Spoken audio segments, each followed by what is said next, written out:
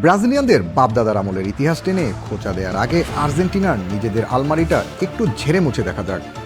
বাপদাদার সমৃদ্ধ আর গল্পের ইতিহাস আছে বলেই ব্রাজিলিয়ানরা ইতিহাস দেখায়, কিন্তু কারো যদি অন্য কোনো ইতিহাস থাকে তাহলে তো আচ্ছা থাক, যা বোঝার বুঝে গিয়েছেন নিশ্চয়ই ইতিমধ্যে। 2022 বিশ্বকাপের আগেও যারা নিজেদের ইতিহাস ছাড়া কিছুই ছিল না, তারাই এখন অন্যদের ইতিহাস নিয়ে ট্রল করে। অবশ্য তখন ছিল না তাদের ভালো কোনো ইতিহাস, না ছিল এই 22-এর ট্রফি। ইতিহাস নামক আয়নাটা যখন একটু ঘুরিয়ে আর্জেন্টিনার দিকে ধরা হয়, তখন সেখান থেকে নীল সাদার রোমান্টিসিজমের বদলে বেরিয়ে আসে ইতিহাসের সবচেয়ে কলঙ্কিত কুৎসিত আর ম্যাচ ফিক্সিংয়ের মহোৎসব। আসুন টাইম মেশিনে চড়ে একটু ঘুরে আসি আর্জেন্টিনার সেই প্রথম বিশ্বকাপ জয়ের মহিমান্বিত আসর থেকে।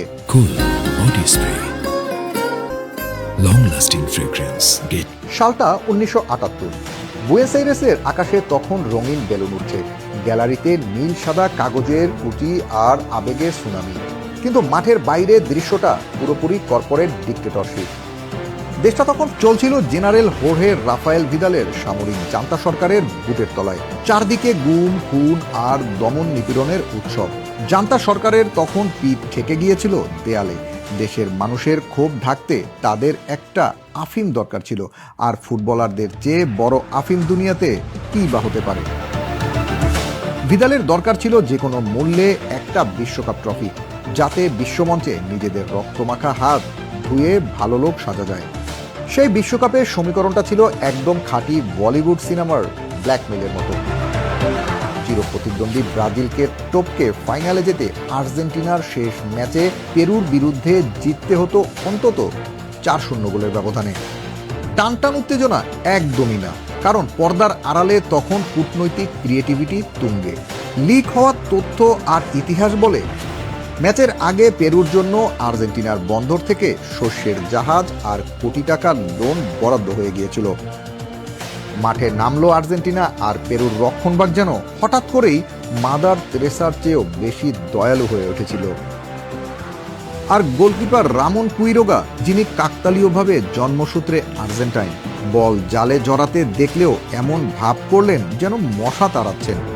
ফলাফল 4-0 তো দূর কি বাদ, আর্জেন্টিনা ম্যাচ জিতে নিল 6-0 গোলে।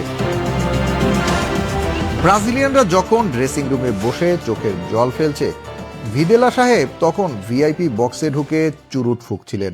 ফুটবল বিশ্ব দেখল ইতিহাসের অন্যতম সিস্টেমেটিক ব্ল্যাকমেইল। অনেকে বলেন সেই ম্যাচে পেরুর ডিফেন্ডাররা আর্জেন্টিনার স্ট্রাইকারদের ট্যাকেল করার চেয়ে বেশি ব্যস্ত ছিলেন ম্যাচ শেষে বুয়েনোস আইরেসের কোন রেস্তোরাঁয় ডিনার করবেন সেই মেনু ঠিক করতে। এই নাটকের স্ক্রিপ্ট এখানেই শেষ নয়। ফাইনালের আগে ডাচ ডাইনামো সর্বকালের অন্যতম সেরা জাদুকর ইওয়ান ক্রুইফ হঠাৎ করেই বিশ্বকাপ থেকে নিজের নাম প্রত্যাহার করে নিয়েছিলেন। ইতিহাসের পাতা উল্টালে দেখা যায় তৎকালীন গুঞ্জন ছিল ক্রুইফ এবং তার পরিবারকে নাকি আর্জেন্টিনার জান্তা সরকারের তরফ থেকে প্রচ্ছন্ন হুমকি দেওয়া হয়েছিল। ক্রুইফ নিজেই পরবর্তী সময় স্বীকার করেছিলেন টুর্নামেন্টের আগে বার্সেলোনায় তার বাড়িতে অপহরণের চেষ্টা হয়েছিল। নেদারল্যান্ডসের সেই কিংবদন্তি যদি ফাইনালে থাকতেন, তবে হয়তো আর্জেন্টিনার প্রথম ট্রফি জয়ের স্বপ্ন ওখানেই টোটাল ফুটবলের নিচে চাপা পড়ে যেত। তাই ব্রাজিলিয়ানদের বাপদাদার ইতিহাস নিয়ে খোঁটা দেওয়ার আগে একটু ভাবা দরকার আর্জেন্টাইন ভক্তদের। ব্রাজিলের ট্রফিগুলায় অন্তত পেলের চওড়া হাসি আর সাম্বার ছন্দ ছিল, সেখানে আর্জেন্টিনার ট্রফি আর ইতিহাস থাক, আর বলার দরকার নেই। ইতিহাসের ডায়েরি ঘেটে এই কলঙ্কিত অধ্যায় মুছে ফেলার সুযোগও নেই। এজন্যই তারা নিজেদের ইতিহাস নিয়ে আর কথা বলতে চায় না। সো ব্রাজিলিয়ান ভক্তরা, আপনাদের কি মনে হয় 1978 সালে চুরি করে ব্রাজিলের ট্রফি জিতেছিল কি আর্জেন্টিনা? আর যে কারণেই কি তারা ইতিহাস সামনে আনতে চায় না? আপনাদের মতামত আমাদের কমেন্ট বক্সে জানান। Team sports news desk.